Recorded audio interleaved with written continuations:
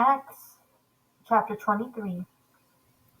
Now looking intently at the council, Paul said, Brothers, I have lived my life with an entirely good conscience before Yahweh up to this day. But the high priest Ananias commanded those standing behind him to strike him on the mouth. Then Paul said to him, Yahweh is going to strike you, you whitewashed wall. Why do you sit to try me according to the law, and in violation of the law, order me to be struck? But those present said, Are you insulting Yahweh's high priest? And Paul said, I was not aware, brothers, that he is the high priest. For it is written, You shall not speak evil of a ruler of your people.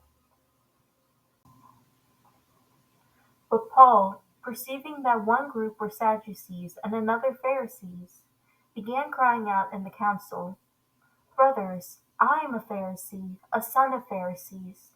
I am on trial for the hope and resurrection of the dead. When he said this, a dissension occurred between the Pharisees and Sadducees, and the assembly was divided. For the Sadducees say that there is no resurrection, nor an angel, nor a spirit, but the Pharisees acknowledge them all. And a great uproar occurred, and some of the scribes of the Pharisaic party stood up and started arguing heatedly, saying, We find nothing wrong with this man. Suppose a spirit or an angel has spoken to him.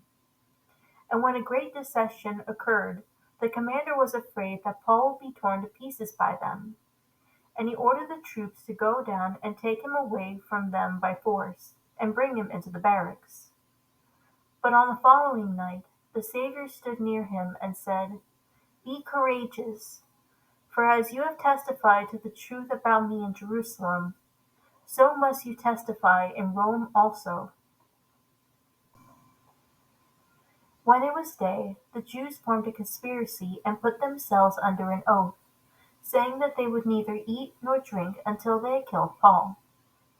There were more than 40 who formed this plot. They came to the chief priests and elders and said, We have put ourselves under an oath to taste nothing until we have killed Paul. Now therefore, you and the council notify the commander to bring him down to you, as though you were going to investigate his case more thoroughly. And as for us, we are ready to kill him before he comes near the place. But the son of Paul's sister heard about their ambush, and he came and entered the barracks and told Paul. Paul called one of the centurions to himself and said, Take this young man to the commander, for he has something to report to him. So he took him and led him to the commander, and said, Paul the prisoner called me over to him, and asked me to bring this young man to you, because he has something to tell you. The commander took him by the hand, and stepping aside, began to inquire of him privately, What is it that you have to report to me? And he said, The Jews have agreed to ask you to bring Paul down tomorrow to the council, as though they were going to inquire somewhat more thoroughly about him. So do not listen to them, for more than 40 of them are hiding to ambush him. And these men have put themselves under an oath not to eat or drink until they kill him.